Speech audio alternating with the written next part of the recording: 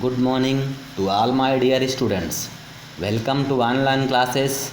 Myself Sunil Prajapati, and today we are going to discuss about class 11th subject biology season 2020-21। प्यारे बच्चों, आज मैं आप सभी के लिए क्लास 11th का अध्यायवार चैप्टर वाइज मासिक कैलेंडर लेकर के आया हूँ, जो कि माध्यमिक शिक्षा परिषद उत्तर प्रदेश प्रयागराज द्वारा जारी किया गया है। बच्चों, यह और कुछ नहीं बल्कि यह आपके पूरे सत्र में तैयारी करने का ये टाइम टेबल है। जैसे आपको एग्ज़ाम का टाइम टेबल माध्यमिक शिक्षा परिषद जारी करता है, उसी तरीके से शुरुआत में ही आपको अपनी तैयारी करने का भी टाइम टेबल जारी करके आपको दे दिया जाता है। बच्चों, ध्यान देना कि आपको किस मंथ में कितना पढ़ना है और उतना आपको कंप्लीट करना होगा, जिससे कि आप बहुत आसानी से अपने लक्ष्य को प्राप्त कर सकें। तो आइए स्टार्ट करते हैं। अप्रैल मंथ में यूनिट फर्स्ट यूनिट का नाम है diversity in the living world. Chapter 1 में द लिविंग वर्ल्ड, चैप्टर 2 में बायोलॉजिकल क्लासिफिकेशन और कुछ एक्सपेरिमेंट आपको अप्रैल मंथ में करना है। इस तरह से मई मंथ जैसे स्टार्ट होगा, चैप्टर 3 आएगा जिसमें प्लांट किंगडम की स्टडी करना है। चैप्टर 4 आएगा जिसमें कि एनिमल किंगडम आपको पढ़ना है।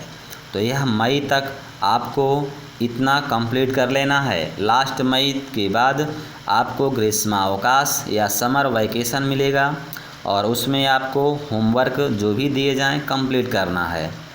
बच्चों, बहुत ध्यान दीजिएगा कि एक तो बायोलॉजी के स्टूडेंट्स हो तो आपको टाइम टू टाइम अपना काम करना है, जिससे कि आप आगे सफल हो सको। अगर आपने समय को नहीं पकड़ा तो फिर समय आपको छोड़ के चला जाएगा। ध्यान देना, आगे बढ़ना है तो टाइम टेबल के अकॉर्डिंग ही हमें अपनी प्रिपरेशन करनी है। आप जानते हैं कि एग्ज़ाम के लिए टाइम टेबल जारी होता है, उसी तरह से यह आपका टाइम टेबल है तैयारी करने का। जुलाई मंथ में यूनिट 2 स्टार्ट हो जाएगी, जो कि structural organization in plants and animals, जिसमें चैप्टर 5 आएगा morphology of flowering plants. Chapter number 6 आएगा anatomy of flowering plants. Chapter number 7 आएगा स्ट्रक्चरल ऑर्गेनाइजेशन इन एनिमल्स।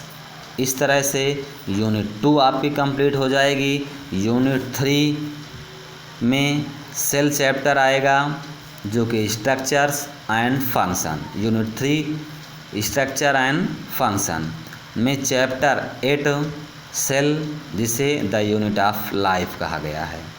तो ये जुलाई मंथ तक आपको कंप्लीट कर लेना है 8 चैप्टर तक।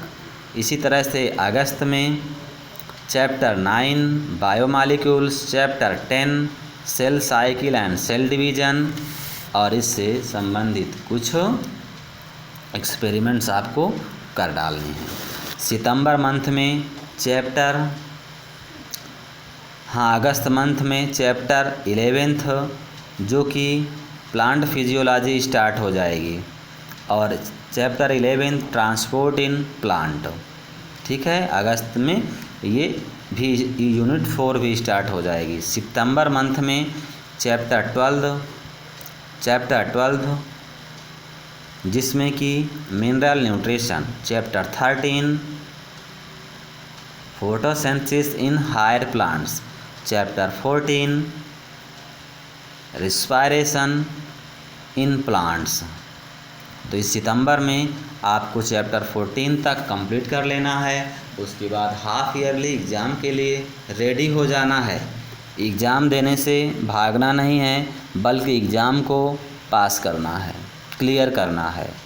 ठीक है बच्चों, आइए अक्टूबर मंथ में chapter 15 plant growth and developments, और इसी से यूनिट 5 स्टार्ट हो जाती है ह्यूमन फिजियोलॉजी में। आपको चैप्टर 16 में डाइजेशन एंड एब्जॉर्प्शन पढ़ना है। नवंबर मंथ में chapter 17 breathing and exchange of gases, chapter 18 में body fluid and circulation, chapter 19 में excretory products and there elimination. तो ये नवंबर तक आपको कंप्लीट करना है। दिसंबर मंथ में chapter 20 locomotion and movements, chapter 21 में